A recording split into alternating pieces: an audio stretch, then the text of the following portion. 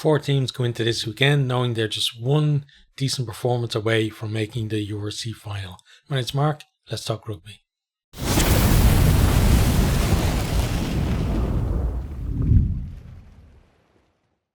URC semi-finals. So what we're going to do in this one is high-level preview, including both games. Then, probably on Friday when teams come out, we'll do an individual preview for each of the semi-finals as well. Then we'll have reviews of each of the semi-finals as they happen over the weekend as well. And then a wrap-up probably on Monday. So the usual kind of story when we get to this end of the season, a little bit more focus on individual games than we normally can do, when we got 4 or more games in a weekend. So I'm going to start with the first semi-final, Saturday, June 15th. It's a 3 o'clock kickoff, at least if you're in Ireland or the UK. It's Vodacom Bulls versus Leinster. So this is second versus third. It's at Loftus Versfeld. It's on Premier Sport. If you're watching in Ireland, it's also on RTE. And, this really does feel like a big game for me. I've seen people, pundits and stuff, even people that I respect, like Bernard Jackman saying, Leinster should really win this, and that kind of stuff. And I don't know, I don't know where people get this kind of stuff from, because you're talking about a Leinster team who haven't performed in knockout stages of the URC since it's become the URC, really, especially in semi-finals. And, they haven't done it in the Champions Cup either, although, getting close. So I just say they're going to go to Loftus against the Bulls and pull off a win the semi-final just like that. I'm not too sure about that. I think you need to give the Bulls a bit more respect. Bulls are a fantastic team, and the fact that they're not going to have Aronsa really will be a blow for them. But he's not the only decent player to have. A lot of talent in that Bulls team. We'll talk a bit more. We're not going to go too much into players in this one, because we are going to have one where we're basically going through the teams, and at that stage we can talk about the players that are actually going to play. One thing I will say though about players before we move on from that though is the Leinster team, whatever Leinster team is picked, I can pretty much guarantee that over half of the players on their squad will not have played a Leinster game in South Africa. And that's significant, I think. Going down there for the very first time means going to be a lot of stuff that for those players in a Leinster shirt is going to be unfamiliar to them. Yes, a lot of them are going to have lots of international experience. Test caps have played, some played for the Lions down there or for Ireland or wherever, but it's not the same thing, as a Leinster team. So that's going to be a factor, I think.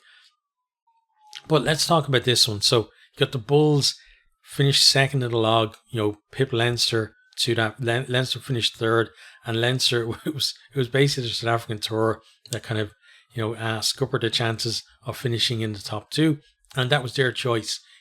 They picked the squad that went down there, and they got deservedly beaten 40 odd points to 12. I think it was 43-12 and 42-12, something like that in their 2 games. And then last year they did get a win. They picked up a win against the Sharks, I think.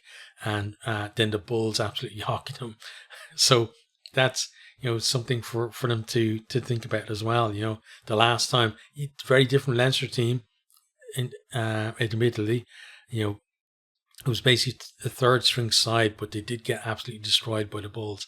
So, and some of those players are actually going to be in the squad. I imagine Prendergast is going to be there. He was a fly half last year, in that game. So not great memories for him of Loftus. So if he comes on towards the end, if he gets significant minutes, I think he seems to have that temperament. He's of the Irish fly halves really around at the moment.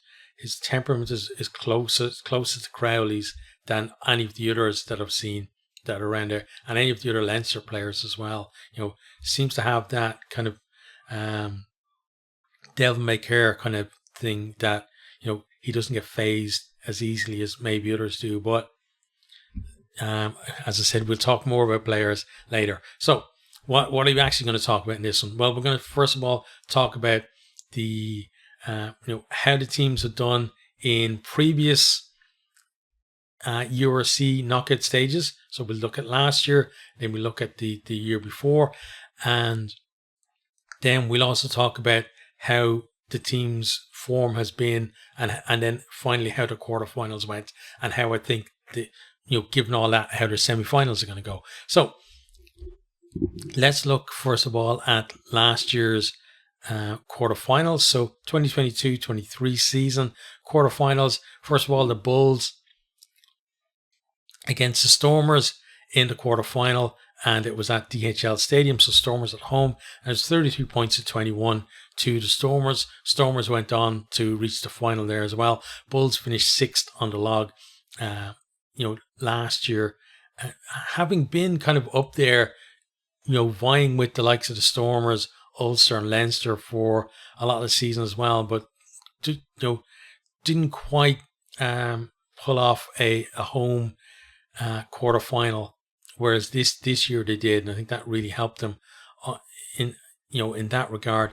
Leinster then in the quarterfinals, they took on the Sharks, who just about snuck into 8th place in the end, and Leinster won fairly comfortably, 35 points to 5, and that one was at the Aviva Stadium. Then semi-finals last year, let me pull it up because my thing for whatever reason just keeps, this URC website, it just keeps putting stuff back to this year, even when you've put it on last year. Okay, so here we have it. So semi-final at Viva Stadium again, and it was 15-16 they lost to Munster. Munster then went on to win the final. We'll talk a bit more about that even when we get on to Munster semi-final. But yeah, Leinster falling at the semi-final hurdle last year, Bulls falling at the quarterfinals. Then into the 2022-21 season, if we can pull that up. So first off, in the quarterfinals, the Bulls against the Sharks, it was 4th versus 5th, and Bulls, edging a tight affair at Loftus, 30 points to 27.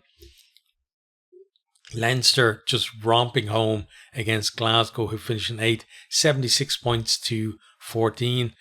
And everybody thought at that stage, nobody was beating Leinster to the title, given how easily they brushed aside a decent Glasgow team.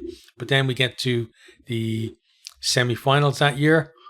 Again, let me pull it up because there we go. Okay, so RDS, Leinster 26, Bulls 27. 1st versus 4th, Bulls make it to the final.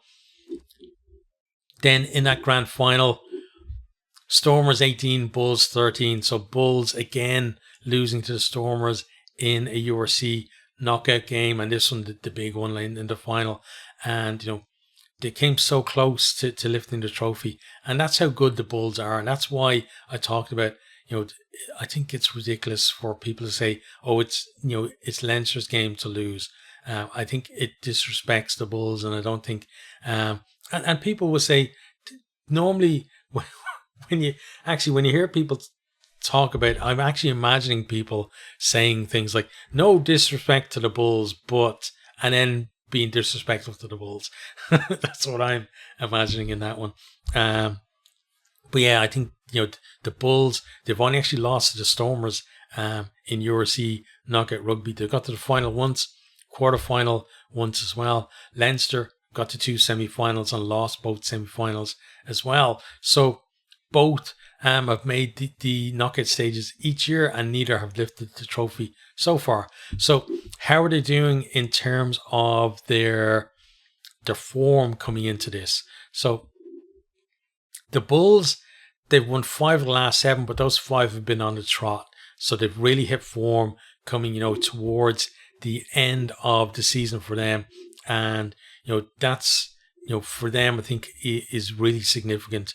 Coming in, they're on that stretch of 5 wins, and that really can help a team immensely. I think, if you think about it in terms of, like, if we look at, let me just pull up the Bulls now here for this year. So, and we look at who they've beaten in those last five games. So if we go back to the last time they lost was at Loftus, and that was 27 points to 22. They lost against Munster, and that was the first time a European team had beaten them at Loftus. So Leinster would only actually be the second team to pull that off there. So again, it's a big task for Leinster in this one. From there, then round 15, 61 points to 24, trashing of Ospreys. Then round 16, 40 points to 34, win against Glasgow, and the Bulls had that game won from a long way out. Round 17, then 56 points to 34 against Benetton. Again at Loftus. Then next game at Kings Park, 26 points to 14, win against the Sharks, and then then they beat won the quarterfinal against Benetton as well. So it's a decent run for them. Yes, all of those games have been in South Africa, but so is Saturday's game. So any kind of thing of, oh well, they were all kind of in their home country and whatever, it doesn't matter because they're playing in their home country on Saturday anyway. So a nice run for them, of those. And, we talked about they had 2 losses. The loss before that Munster game was actually 47 points to 14 against Leinster. And that's really where the Bulls kind of chance to finish top of the log were kind of, dealt what ended up being a fatal blow. Probably, Leinster's peak in the URC as well this year. We talked about that. But can Leinster get up to that level again in this one? That's the question. So then if we look at Leinster, in terms of their form, so Leinster have won 4 of the last 7. So, not great form for Leinster. And actually, if you look at all of the semi-finalists, Leinster are actually the team in the worst form, coming in to these semi-finals. So that's something to, something to keep in mind as well. And people will say, oh, like Leinster changed their team and etc. For me, that doesn't matter so much, because when I think about it, I just think the players, they're wearing a Leinster shirt, and if they go out there and they lose, they've lost as Leinster. There's no kind of asterisk beside the result saying, not the real Leinster team or anything like that. So if Leinster want to make these changes and rotate their squad so much, well, then you just have to, you can't be making exceptions for the results that they get. Those are the results that Leinster got. So we go back for those games. So we go back to, again, round 13 was that peak, the 47-14 win against the Bulls. Then they had 2 defeats on the trot. 44 points to 12 against the Lions, and then 42 points to 12 against the Stormers. And that, again, deserved defeats in both of those, and, pretty heavy defeats as well. Then responded from there, 61 points to 14 against Ospreys in, round 16. Then a narrow defeat, 23 points to 21 against Ulster, but Ulster felt were much the better team in that encounter. And then 33 points to 7 win against Connacht in the last kind of game of this standard season. And Connacht weren't really up to much in that game, honestly. They had a chance to qualify for the quarterfinals, but they couldn't muster anything in the game really, and Leinster kind of won at a trot in that one. And then they had their quarterfinal against Ulster, which again we'll talk about in a minute. So, Leinster not in like imperious form the way we've seen them in previous seasons, coming in to knockout stages, which can be, you can look at it 2 ways really, right? One is that the Leinster team, they've gotten a wake-up call, and therefore they're going to take each game seriously and not make the mistakes they've made in past years, right? That would be one way of looking at it. The other way to look at it is this Leinster team are vulnerable and they're not as bulletproof as maybe we would have seen in the past. And it doesn't matter whether that is the Champions League team, Champions Cup team, or the URC team. So the difference between those would be like URC team, I would see like people like Scott Penny, Reece Ruddock, Maloney, Deegan, those kind of guys you're probably going to be seen starting in that team. Whereas Champions Cup team, you're talking, players like Joe McCarthy, Doris, Van der Fleer, etc. Van der Fleer might actually start depending on what they decide the way they want to do. But I think he's played well enough to earn a start at least. But whichever team it is, they haven't looked as imperious as we've seen them previously, prior to the URC, really. So here's the thing then. We're going to look at the quarterfinals and we'll talk about who I think is actually gonna win this game. So first of all, let me see, where is it? Yeah, there we go, quarterfinals. So home team, the Bulls, they won 30 points to 23 against Benetton. Benetton really stuck in that game very well, I felt, but the Bulls were always that little bit ahead. Aranza was exceptional, and he is going to be a big miss for them. Yes, they have, again, I talked about they have other quality players, but he is a special player. There's no denying that. So any team, I think, would miss a player of his quality. But, in that one, they got the job done. And again, we saw the Bulls not necessarily playing their best rugby in terms of, if you look at the game that they played against Benetton, even just a few weeks earlier where they beat them 50 odd points to 35, the Bulls looked better in that game, but they still brought what I think the Bulls are best at, which is they have their power game, but they marry it with like some really, crazy, exceptionally skilled backs play as well, and forwards, producing nice offloads, etc. And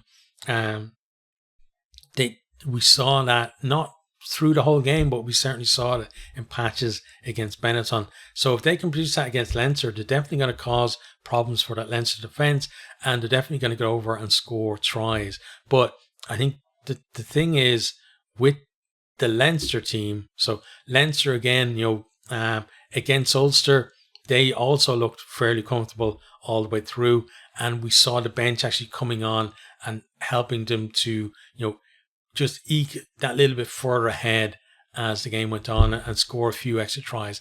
And that's talked about, till I'm blue in the face. That's what that Leinster bench is for. It's not there to win tight games. It's there to the guys that start, get a couple of scores ahead, and then that bench comes on just as the opposition are trying to, push it a little bit, take more risks. They come on and they just, close it out. In terms of they take huge advantage of any mistakes that the opposition are making, turnover ball, that kind of stuff, and we saw that against Ulster. So that's we have these two teams going head to head. Now, the Bulls, really, I feel for them, it's almost. The word tight is going to come in a lot actually on this one, in that I think it's going to be a tightrope for them. And they've actually got to keep the game tight. So what I mean by that is, first of all, they need to keep it tight, as in they need to keep it, that the winning score is going to be 20 something, or very low 30s, like 30 or 31, 32, that kind of thing. I think that's where teams have the best chance of being Leinster in a game like this. We saw in that, semi-final win a couple of seasons ago where they won 27-26. That's the kind of scoreline the Bulls should be looking at. So that means keeping the game tight and not having too open of a game that would kind of play to more Leinster's strengths compared to the Bulls. And again, it's not that the Bulls can't play expansive rugby. They absolutely can. We've seen that ad infinitum from these guys. But I think that if you have these two teams that just say, right, you bring your best attack, we bring our best attack, let's see who wins, I think Leinster win.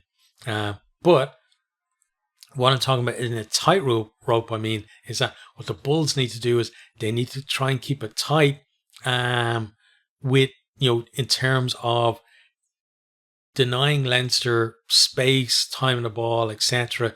What we see teams do to Leinster a lot. And again, I know I keep saying I have a video coming, but I have a video coming about that. At this stage, it's probably going to be end of season, unfortunately. But I'm going to talk about that a lot more in that video.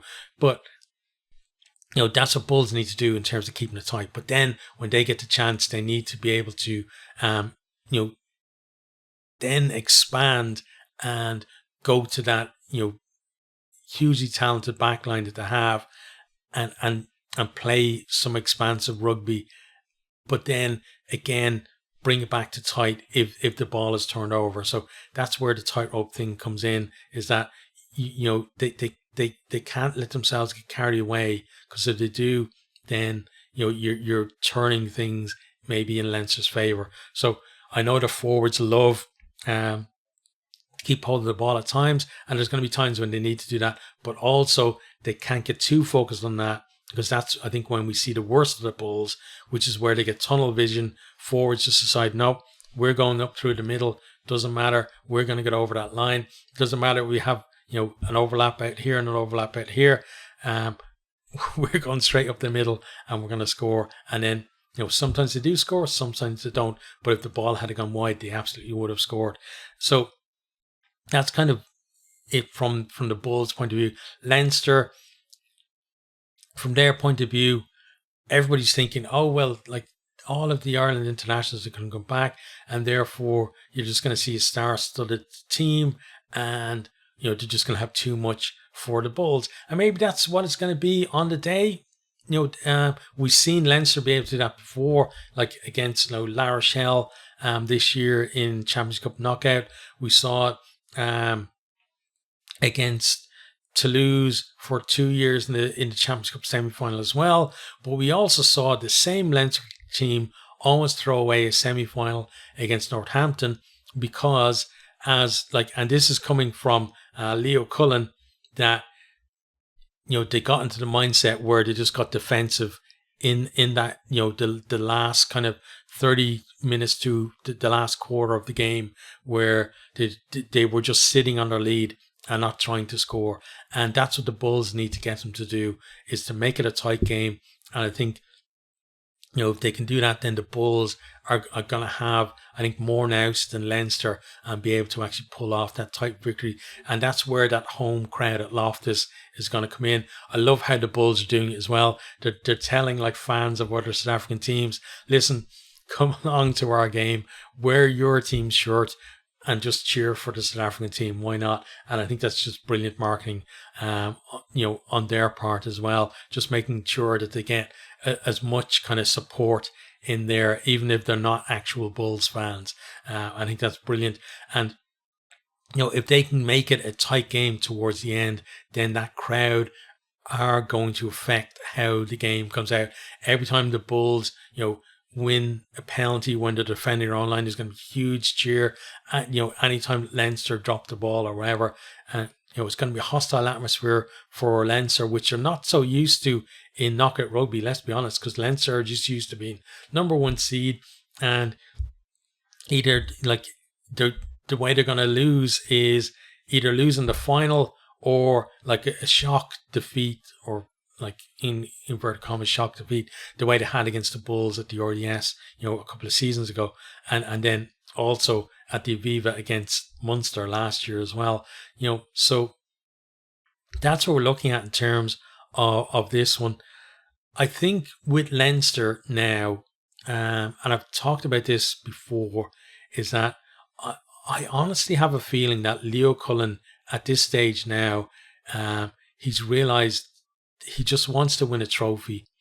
And I think, I said before that I think he wanted to win one more Champions Cup, and then he was going to say, okay, listen, I've done my time in Leinster, I've really enjoyed it, but it's time for me maybe to take a break from rugby or to go and do something different, and maybe even go back to Leicester, where I think he could make it would be a huge challenge for him, and something that I think that would bring the best out of him if he went back there and trying to make them kind of bring them up to the status where they were one of the best teams, if not the best team at one point in Europe as well.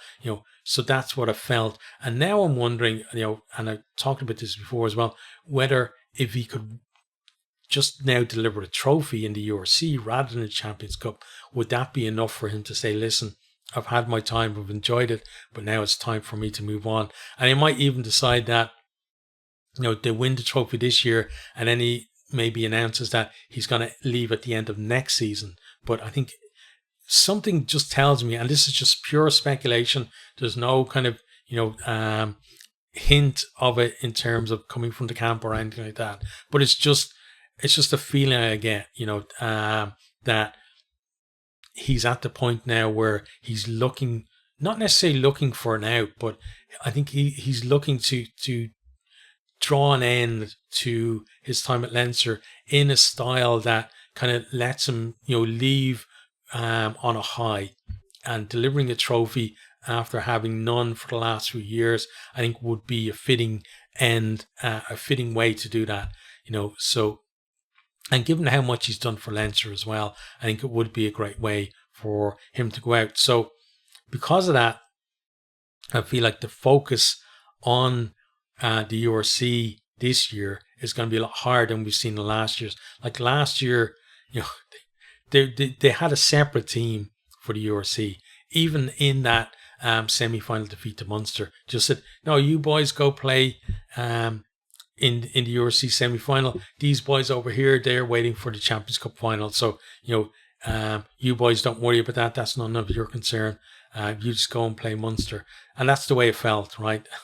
But this year, it feels like he's just gone, nope, not doing that. And I think that the way things have fallen with the World Cup, having, adjustments having to be made to the end of the season, Champions Cup is done now, so there's no worries about that. So these players now can potentially play in the semi-final. If they win that, also play in the final. So it does make a difference in that respect.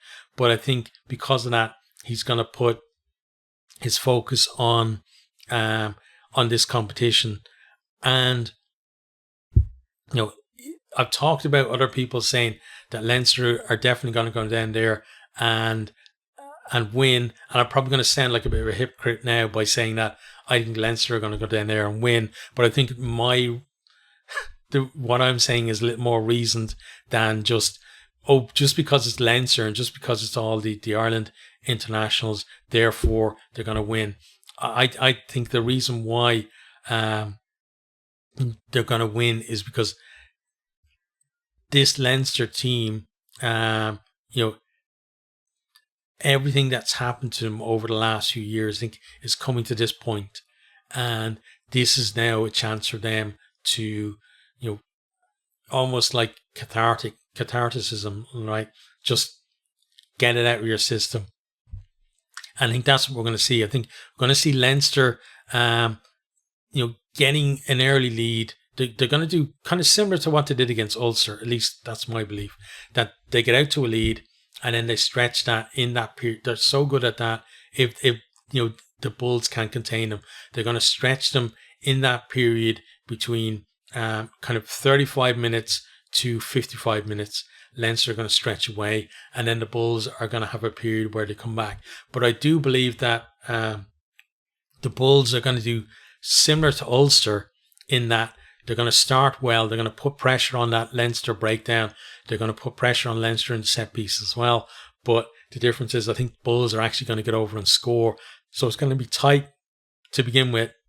And then the crucial period for the Bulls is going to be that period between 35 and 55 minutes.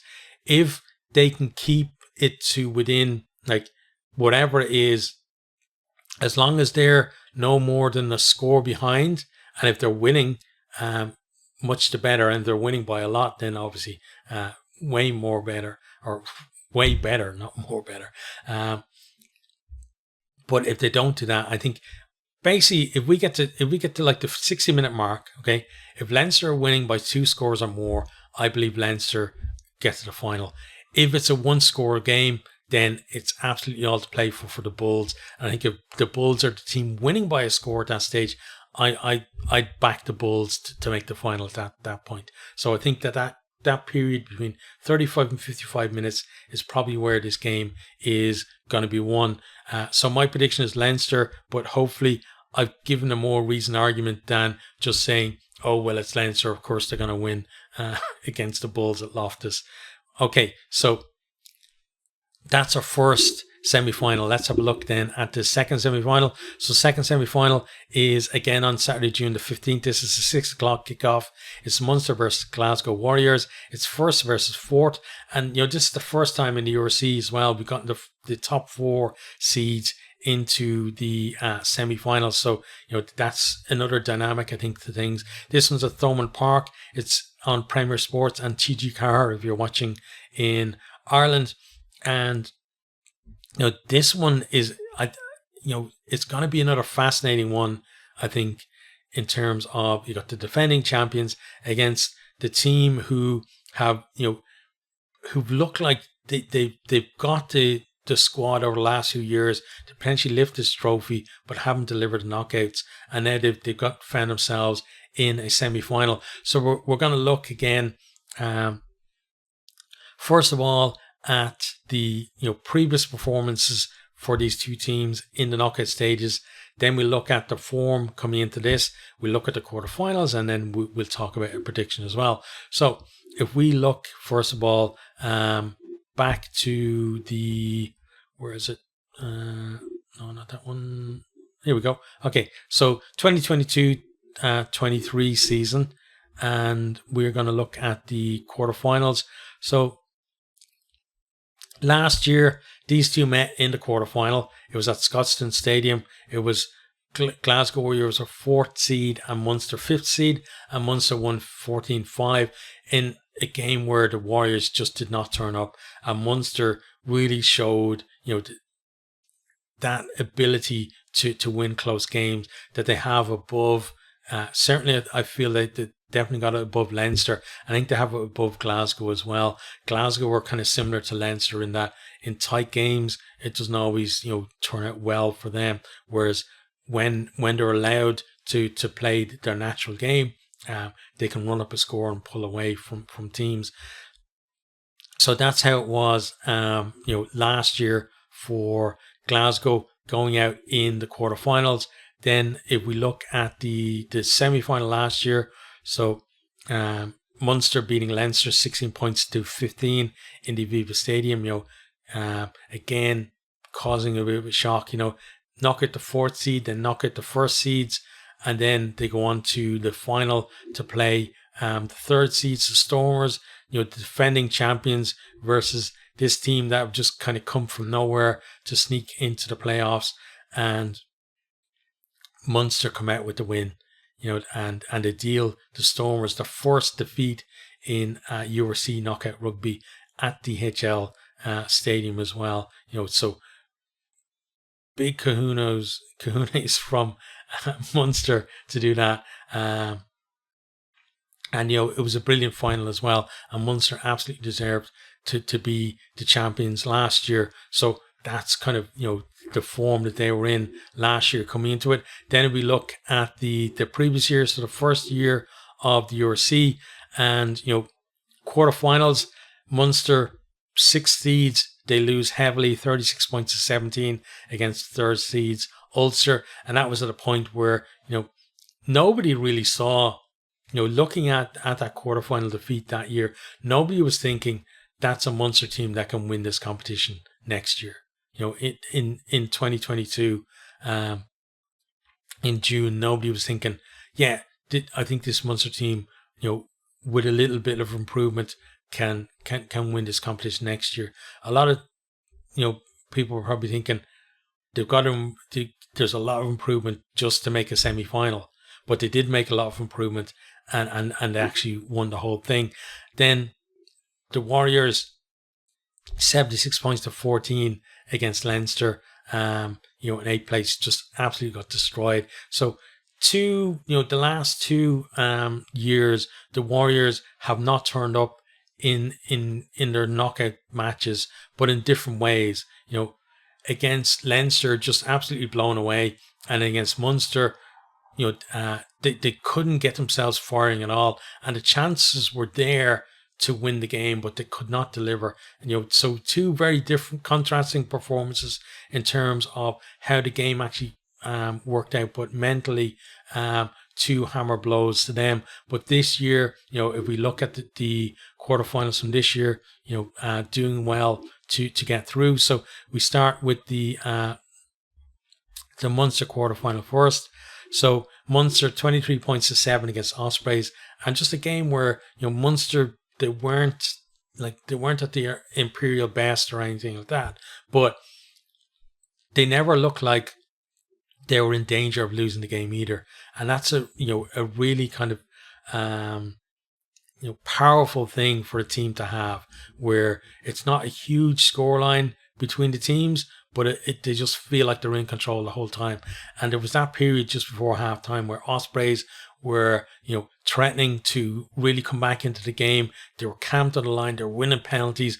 They opt for a scrum. Munster win the penalty in the scrum. They clear, and that, never look back from then. Ospreys never really threatened beyond that point. And, that's maybe what they're going to have to do against Glasgow in this one as well, is weather a bit of a storm where Glasgow are on top a little bit, especially with that Glasgow maul. That Glasgow maul is absolutely exceptional, and you can see that Johnny Matthews maybe getting a couple of scores in that game. So what Munster need to do is to make sure that if they do get those scores, that they're not material to the actual result of the game. And that means that Munster have got to offer something, themselves, and build a bit of a score as well, and make sure that, that Glasgow aren't scoring to go ahead, that they're responding to Munster scores. So that's going to be the challenge for Munster. For Glasgow, they had their quarterfinal against the Stormers. Stormers, remember, had been in the final the previous 2 seasons, champions in 2022, runners up and close runners up as well to Munster last season as well. And they come into this one on 6 straight wins as well. So it's not like the Stormers just kind of fell into into the quarterfinals. They came in very strong, and I think they would have been confident that they had a chance to cause an upset, but Glasgow did very well. It was close kind of at the start, and Glasgow pull away. They did get that maul working for them again, but it wasn't just a maul. Their all-around game was decent as well, and just the game management there towards the end as well to make sure that the Stormers didn't have a route back into the contest, I think was excellent from the Warriors. And that's something now going to Thomond Park, that they've got to be able to do the same thing as well. They need to be able to control the tempo of the game against Munster. And that's very difficult to do with Thomond, especially now when Munster, in the last 2 seasons are just a completely different animal compared to, even 3 seasons ago. Just the mindset is different, and they have the edge about them that, winning teams have, in that, if things are going well for them, they can absolutely, tear your throat out and, keep piling on points against you. But also, if it's tight, they'll roll up the sleeves, they'll get in there in the muck, they'll get into the fight with you, and they're going to, we talk about dog all the time at Munster, and there's a reason for it, is because, it's a huge, I think, compliment to them in having those qualities, in being able to get in there into the rough stuff and make things awkward for your opposition, and just make them almost hate you with the stuff that you're doing to them, and then to come out on top and to have that then, turn into either points for you or denied points for the opposition. And that's what we've seen Munster do. We saw it in that period against the Ospreys where they denied them those scores before half time that could have not necessarily changed the outcome of the game, but certainly could have changed the dynamic of the second half, especially the early periods of that second half. And that's what Munster are going to have to be able to do again, I think, is that because Glasgow are definitely going to be coming at them. Munster needs to be able to weather that. But then we need to see as well, I think, from Munster is them getting their attack going. They've had a lot of kind of injury, woes in their midfield, that has kind of stifled their attack a little bit. But if they can get that right, if they can, we see Crowley, the way he's able to, run that back line is just amazing. And if he can get those players going. We've seen Simon Zebo in, like having a bit of a kind of an Indian summer of his career, really, where, he's announced his retirement, but the guy is playing fantastic. The best rugby we've seen from him, certainly, I think, since he's gone back to Munster, and probably, since before that as well. So that's great to see from him too. So, and then both teams as well. Again, we'll talk more about players when we actually look at teams. But you look at like the threats that Glasgow have as well. Glasgow aren't just a maul, right? They've got some fantastic players in the backs there as well. And then, if you look at like we talk about Crowley running the team for Munster, but then if you look at like the Glasgow halfbacks, I think they're very underrated. Like Tom Jordan, he's a really good 10, but then beside him, George Horn, I think, is a fantastic 9, and I'm very looking forward to just seeing Horn versus Casey at 9, and seeing who comes out on top of that one, because both are hugely influential in their teams and driving their teams around the park and setting the tempo and that kind of thing. So that battle there, certainly will be one I'll be keeping my eye on. But then you look as well at the rest of the back line for Glasgow. Like you got Kyle Steyn, who excellent winger. He's a great finisher as well. And the guy, he's a great leader as well in the backs there. Then you got Tuipulotu and Jones in the centres. Not quite at the level that we've seen them previously, but they're still two fantastic players, and they could, if they click in this one, then maybe that's going to be the point of difference for the Warriors to actually get them into a final. Then you got Cancellieri, back into the team now, looking brilliant. Joss Mackay, I think, has had a fantastic season, but again, I'm talking too much about the players. That's supposed to be for the other preview. But my point is that the Warriors aren't just a maul. And if anyone thinks that from a Munster point of view, that just if we can stop them all, then we stop the Warriors. You're going to have another thing coming, I think. But also the fact that stopping that maul is going to be very difficult. But if there's someone who's going to do it, it's probably going to be Tyke Byrne, right? That guy is immense at just getting in and being a nuisance, getting into the middle of the maul and disrupting it. So that's going to be another big battle to look out for as well. Battles, I think, all over the place in that game in terms of how the teams actually match up against each other, not just in terms of the players, but in terms of styles and strengths versus each other as well, that kind of thing as well. I think the breakdown is going to be hugely competitive. Line out should be hugely competitive. Scrum, both teams are going to want to get on top early on and then try and use that then to get themselves into better positions around the field, and then obviously mauls against each other as well. So lots of really interesting stuff in this one. And now we got to come to the point where I've got to make a prediction. So defending champions Munster, team I still feel in the best form coming into these semi-finals, versus a Glasgow team who've got over that hoodoo of, knockout rugby in the URC, but I think that this one could be just a step too far for them. So I'm going to go for a Munster win in this one. Okay, so that is our look at the semi-finals at a kind of a high level. As I said, we will look at each game individually when we get to teams, and I'm possibly going to change my predictions as well on those videos. We'll have to see if I do or not. But yeah, we'll talk more about kind of the players involved in those ones as well. And then, as I said before as well, we're going to have coverage of the games themselves, reviews, and then a wrap up probably on Monday as well from that. So that's the end of this one, and I'll talk to you on the next one.